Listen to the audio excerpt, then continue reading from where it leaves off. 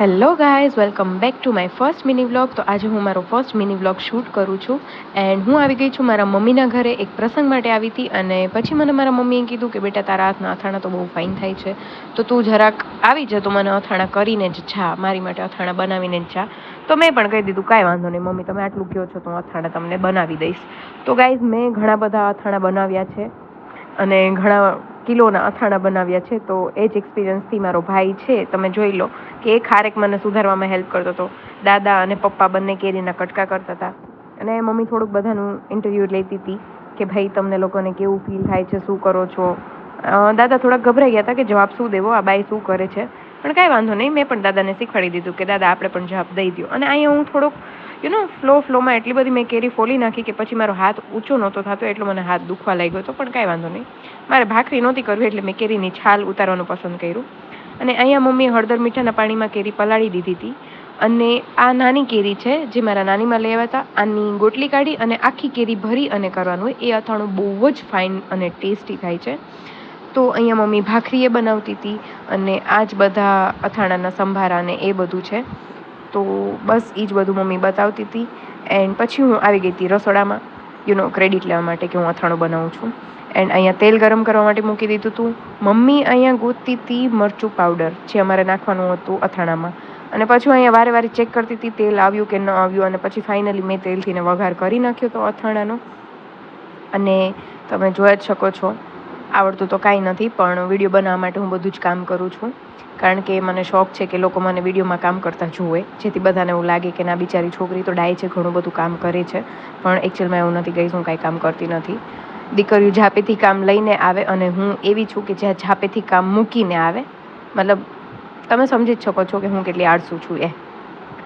અને અહીંયા ગાઈસ તમે જો મમ્મી મને જેમ શીખવાડતા હતા એમ જ હું બધો મસાલો મતલબ સંભારો વઘારી અને મિક્સ કરતી હતી.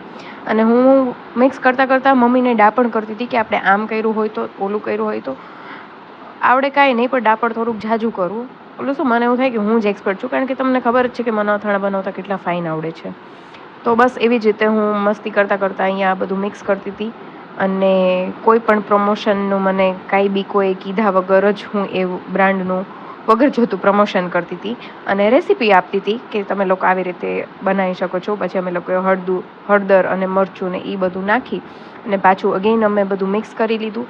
મારાથી મિક્સ નહોતું થતું તો હું મારા મમ્મીને કહેતી હતી કે મમ્મી ચાલો આપણે છે ને આને હાથથી ને મિક્સ કરે. તો મારા મમ્મીએ કીધું કે બેટા આપણે લોટ નથી બાંધવાનો રોટલીનો કે ભાખરીનો, આપણે અથાણું બનાવીએ છીએ તો આને ચમચાથી જ હલાવવું પડે, આને હાથથી ને ન હલાવવાનું હોય. અહીંયા મેં ઓલરેડી અડધું પેકેટ મરચાંનું નાખી દીધું હતું જે તીખું મરચું હતું, પણ મારા મમ્મીને એવું હતું કે હું થોડુંક વધારે તીખું બનાવી દઉં. તો મમ્મીએ પાછું અગેન 3 થી 4 વાટકા ભરી અને તીખું મરચું નાખ્યું. તો લાગ્યું તો ખરી કે અથાણું થોડુંક વધારે તીખું થઈ ગયું હશે, પણ કાંઈ વાંધો નહીં, તીખું તો બધાને બહુ ભાવતું જ હોય.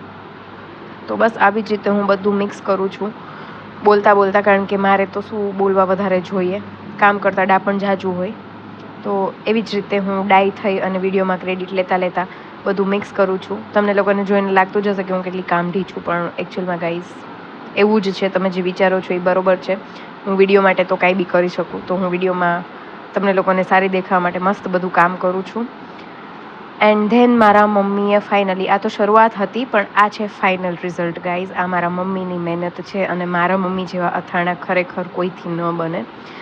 એ બી મસ્ત આટલું યમ્મી ટેસ્ટી દેખાય છે. તો બસ હવે આને ખાવાની જ વાટ છે. અને બીજી કેરી જે પડી હતી એનું અથાણું કાલે બનાવવાનું છે. અથાણું કરતાં મને વિચાર આવ્યો કે લાવને ચેક કરીએ હું મમ્મી પાસે કેટલા નવા ચપ્પલ છે, કારણ કે મારી પાસે છે જ નહીં. એટલે તો હું મારી જૂની જૂતી જોઈ ગઈ જે હું અહીંયા ભૂલી ગઈ હતી અને આ નવી હીલ્સ જોઈ ગઈ જે મને થાતી નથી, પણ સ્ટીલ મારે લઈ જાવી છે અહીંયાથી ને કે મમ્મી તું ન પહેરતી હોય તો મને આપી દે છે. એન્ડ દેન તમે જોઈ શકો છો ગાઈસ, મેં એટલા અથાણા બનાવ્યા કે મેં મારા કપડાં બી બગાડી નાખ્યા હતા. આના ઉપરથી તમને ખબર પડતી જ હશે કે હું કેટલી કામઢી છોકરી છું અને મેં કેટલા અથાણા બનાવ્યા છે.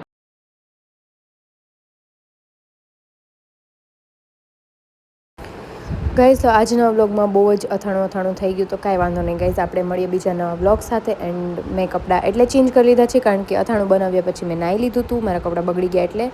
તો મળીએ બીજા નવા વ્લોગ સાથે, ત્યાં સુધી bye, take care and good night everyone.